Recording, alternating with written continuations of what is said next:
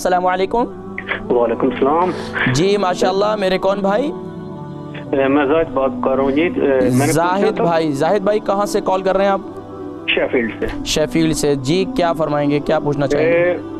بلغم کا پرابلم ہے اور یہ دن کو کچھ نہیں ہوتا، جو ہی لیٹتا ہوں تو گلے میں نا بلغم آنا شروع ہو جاتا ہے اور نکلتا بھی نہیں ہے۔ آپ کی عمر کتنی ہے؟ تقریباً 50 سال۔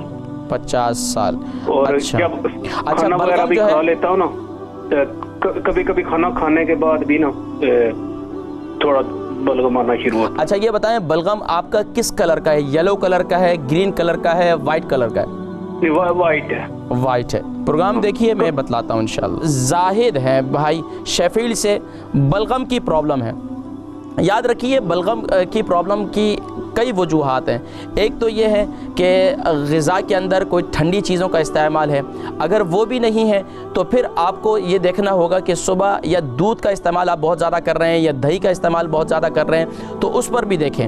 اس کے ساتھ ساتھ آپ انجیر کا استعمال کریں۔ انجیر کا استعمال رات کو پانی میں 3 دانے، یعنی کہ آپ کی عمر اس وقت تقریباً 50+ ہے تو آپ کم سے کم 5 دانے شروع میں استعمال کریں۔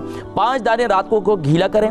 گھیلا کرنے کے بعد صبح اس کا اٹھ کر صبح اس کو یعنی کہ انجیر کو کھا لیں اور اس کا پانی پی لیں، تو انشاءاللہ اس سے جو ہے آپ کے بلغم انشاءاللہ وہ جو ہے حاجت کے یعنی کہ فضلے کے ذریعے وہ انشاءاللہ خارج ہو جائے گا اور آپ کو جو بلغم کی شکایت جو ہو رہی ہے یہ انشاءاللہ ان سے ختم ہو جائے گی۔ اس کے ساتھ ساتھ آپ جو ہے سورہ الم نشرح یعنی کہ سورہ انشراح، الم نشرح لک صدرک، یہ پوری سورہ مبارکہ سینے پہ ہاتھ رکھ کر اول آخر درود شریف کے ساتھ ہر فرض نماز کے بعد 3 مرتبہ پڑھ لیا کریں، تو انشاءاللہ اللہ تبارک و تعالی بلغم کی تکلیف اور سینے کے امراض جتنے ہیں انشاءاللہ وہ دور فرمائیں گے۔